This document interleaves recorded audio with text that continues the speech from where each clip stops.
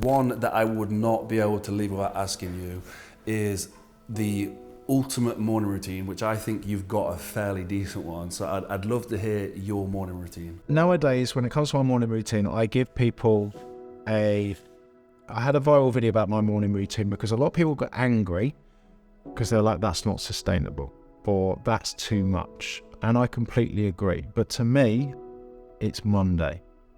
And the reason it's Monday is because I choose to do all of these things and I'm in a position to be able to do them because I want to do them. I don't want to do them, but I do them. My day starts at 4:30 a.m. Get up at 4:30, downstairs for about 4:45. I stretch and do some mobility for 25 minutes. I then do 3 rounds of Wim Hof breathing. I then open my Day One app, which is a journal app, and I ask myself my 5 questions. I then read a chapter of a book.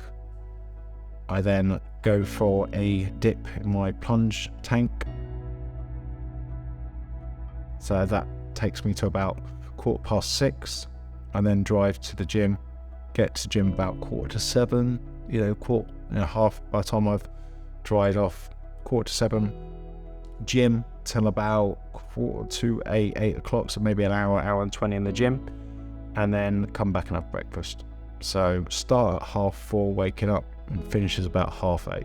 It's about 4 hours. Do I do that every day? Pretty much, but I do have a routine that I do if I'm away, and I trying to keep my morning routine down to 4 things. So it doesn't matter what it is, it has to produce the result of 4 things. Mine's a big morning routine, but I could easily slim that down to about 8 minutes because it's understanding 4 things: move, breathe, read, and think. When you wake up in the morning, you have to have some kind of movement, be it stretching, be it going out for a walk.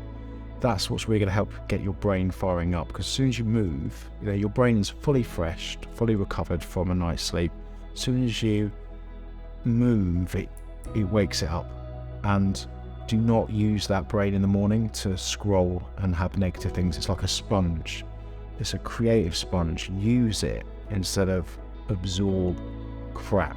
If you're going to absorb stuff, absorb a book. So that is what I prefer. Move, breathe. Breath work has been a massive game changer for me. I've only really been doing it for about a year now. Today's video was made possible at Mulliganbrothers.com, where you can now get the Memento Mori poster, a poster to remind you that you're going to die.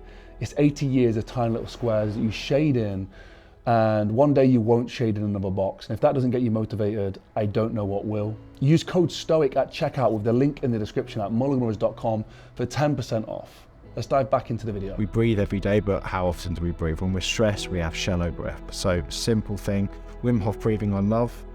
Box breathing, 5 seconds in, 5 seconds hold, 5 seconds out, 5 second hold. What I found with breathing is it reminds me of an old TV, that old white noise where it's going, because what happens when you breathe is it turns the noise down. So breathe, read. When your brain is firing all cylinders, absorb it with some good shit.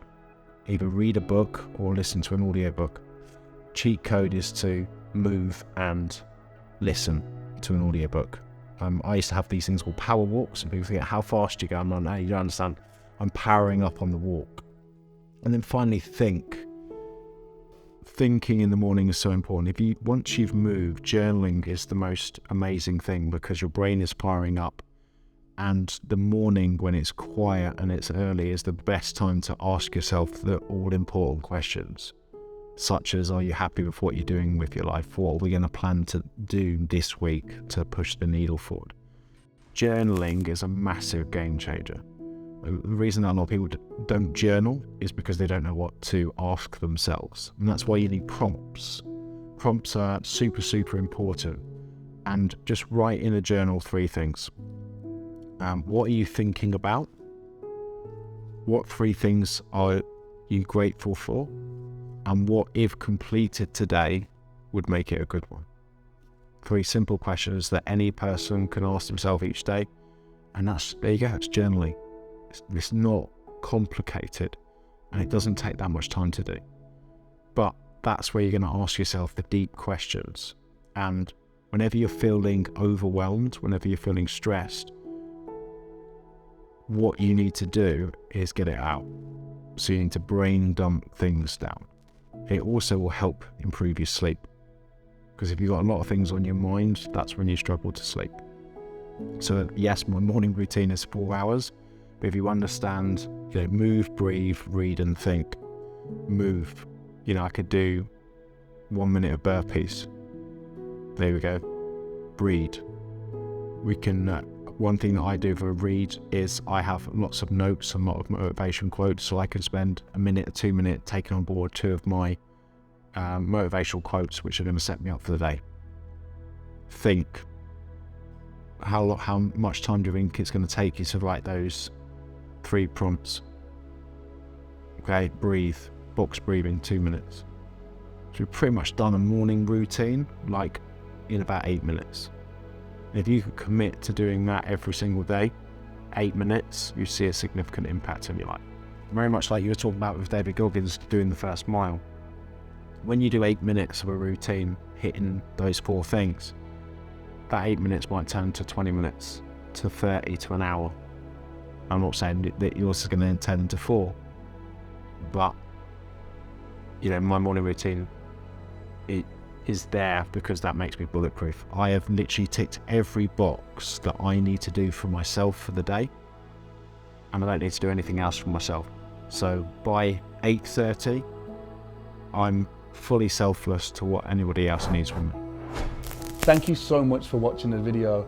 For me, this movement that we have now has been supported so much by you guys that we cannot thank you guys enough. And I was saying the other day to my brothers and my sisters that there were some dark moments, and I remember some of them very, very vividly. And always, we would say it was the audience that kept us going. It was the fact that people were watching our stuff that kept us going. The fact that people gained something from us. We felt, and we still do, feel a huge responsibility and a huge debt of gratitude to deliver this inspiration, to deliver people's messages, to go around the world and find these stories. So thank you to everybody who supported us. Everybody who's been supporting us at Mulliganbrothers.com, the new Memento Mori poster is 10% off with code STOIC at checkout. And the t-shirts, the hoodies, the journals. We have the new journals coming out. We have a new product coming out very shortly as well. And we're trying our best to just make the products better and better as we go along. Thank you. Have a blessed and productive day, and I'll see you in the next one. You've got this. You got this. Let's go. Peace.